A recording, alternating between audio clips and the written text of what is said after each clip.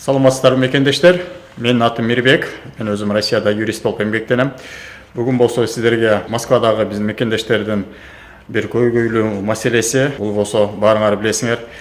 Биздин мекендештер Россияда жүрүп, Кыргызстанда боло турган мүлкүн сатуу же болбосо согласие же болбосо мүлкүн сатуу же болбосо баласын же балдарын алып келүүгө макулдугун жазуу же ошондой эле өзүнүн Кыргызстандагы кандайдыр бир кредитке болгон же болбосо соттук иштерге боло турган өзүнүн ишенимин катын жаздыруу негизги проблемасы бар. Бул проблемасын көпчүлүк учурларда биздин жарандар жергиликтүү нотариустарга кайрылган маалдарда жергиликтүү нотариустар ID карта же болбосо внутренний паспорт менен кайрылган маалдарда отказ берип аткан учурлар аз эмес.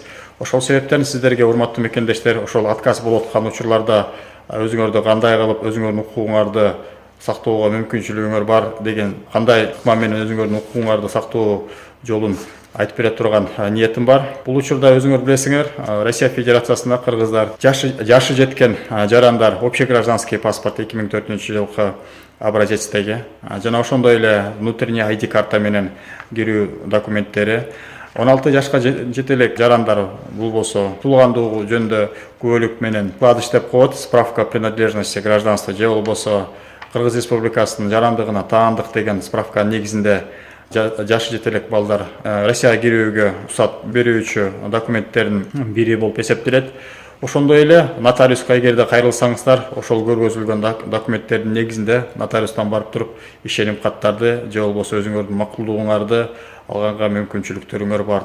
Бирок мыйзамда же болбосо эл аралык келишимде жазылганы менен айрыкча Москвада ID карта менен же болбосо Кыргыз Республикасынын ички паспорттары менен келген учурларда нотариустар отказ берген маалдар аз эмес. Ошол маалдарда биз мекендештерге кандай жолду көргөзөт, кандай ыкманы айта турган ниетим.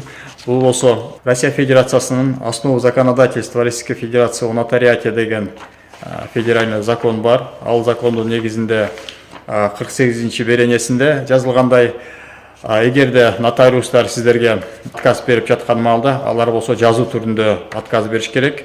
Ошол жазуу түрүндө отказ берүүгө нотариус тараптан милдеттүүлүгү жөнүндө ошол 48-чи статьяда жазылган. Ал статьяда айтылгандай, нотариус по просьбе лица, которому отказано в совершении нотариального действия, должен изложить причины отказа в письменной форме и разъяснить порядок его обжалования.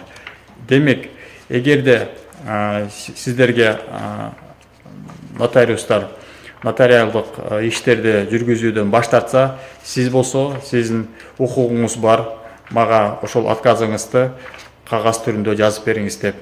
Эгерде силер ал укугуңарды колдонуп, мага кагаз түрүндө жазып бергиле деп суранбасаңыздар, нотариустар болсо ооз эки тилинде отказ берип кое берет. Эгерде сиздер колуңарда кагаз түрүндөгү отказдарды ала албасаңыздар, нотариус тарап отказ болгон же болбосо баш тартуу болгон деген фактысы жок болуп эсептелет дагы, сиз кийинчерээк ошол нотариус тараптан отказ болгондугу жөнүндө фактынын далилдей албайсыздар. Эгерде колуңарда нотариус тараптан отказ болду деген же болбосо нотариус бул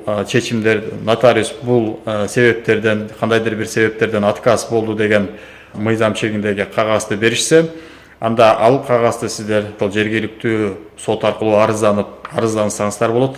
Же болбосо юристтерге кайрылып ошол отказ мыйзам чегине жатабы же мыйзам чегине жатпайбы деген консультацияны алсаңыздар болот. Саламатта болуңуздар, урматтуу мекендештер. Эгерде ушул сыяктуу видеолор сиздерге жакса, анда бөлүшүп класс басып коюңуздар. Сиздерди урматтоо менен Мирбек Салбекович.